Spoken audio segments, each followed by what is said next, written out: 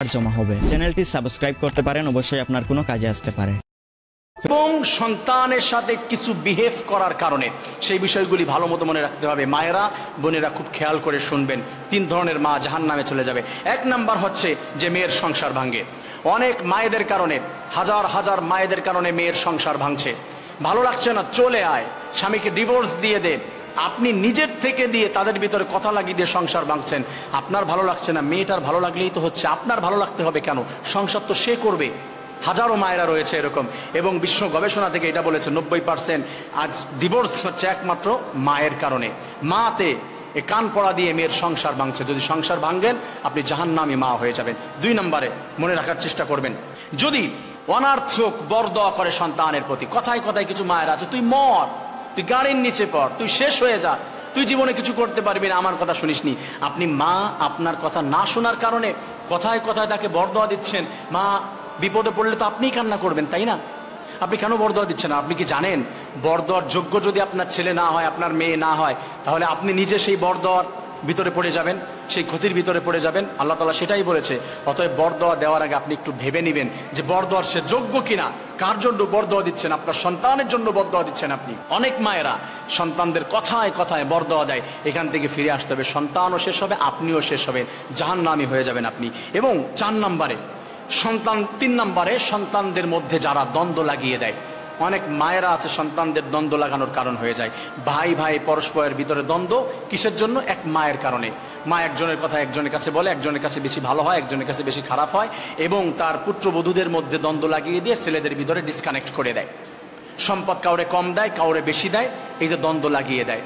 কাউকে বেশি ভালোবাসে, কাউকে কম ভালোবাসে, বিভিন্ন ধরনের কার্যক্রমের মাধ্যমে দ্বন্দ্ব লাগিয়ে দেয়। মা, আপনি মা হয়েছেন ঠিক আছে, কিন্তু আপনার উপরে কথা বলতে পারবে না, কিন্তু শরীয়তের বাহিরে গিয়ে আপনি কিছু করতে পারবেন না। আপনি এই 3টি কাজ করলে আপনি জাহান্নামী মা হয়ে যাবেন। প্রিয় মায়েরা, প্রিয় বোনেরা, ভালো মতো খেয়াল করার চেষ্টা করবেন এই বিষয়গুলি।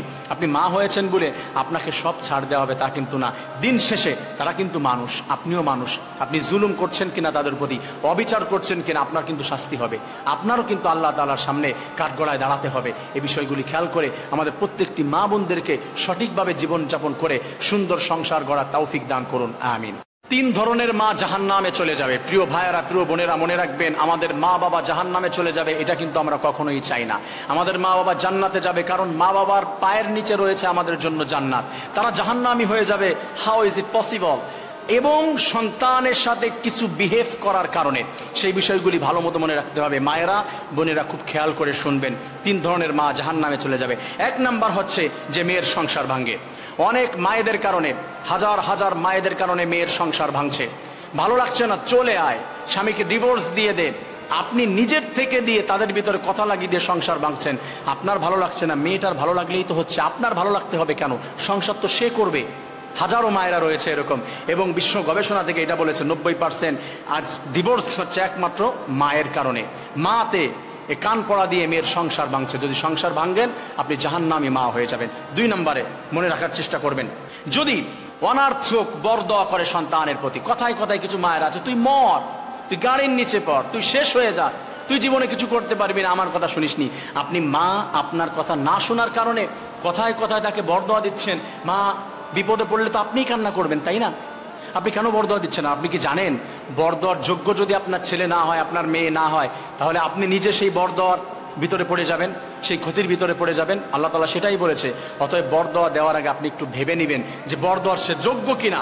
কার জন্য বরদোয়া দিচ্ছেন? আপনার সন্তানের জন্য বরদোয়া দিচ্ছেন আপনি। অনেক মায়েরা সন্তানদের কথায় কথায় বরদোয়া দেয়। এখান থেকে ফিরে আসতে হবে, সন্তানও শেষ হবে, আপনিও শেষ হবেন, জাহান্নামী হয়ে যাবেন আপনি। এবং 4 নম্বরে সন্তান, 3 নম্বরে সন্তানদের মধ্যে যারা দ্বন্দ্ব লাগিয়ে দেয়। অনেক মায়েরা আছে সন্তানদের দ্বন্দ্ব লাগানোর কারণ হয়ে যায়।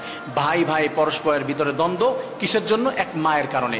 মা একজনের কথা একজনের কাছে বলে, একজনের কাছে বেশি ভালো হয়, একজনের কাছে বেশি খারাপ হয়, এবং তার পুত্রবধূদের মধ্যে দ্বন্দ্ব লাগিয়ে দিয়ে ছেলেদের ভিতরে ডিসকানেক্ট করে দেয়।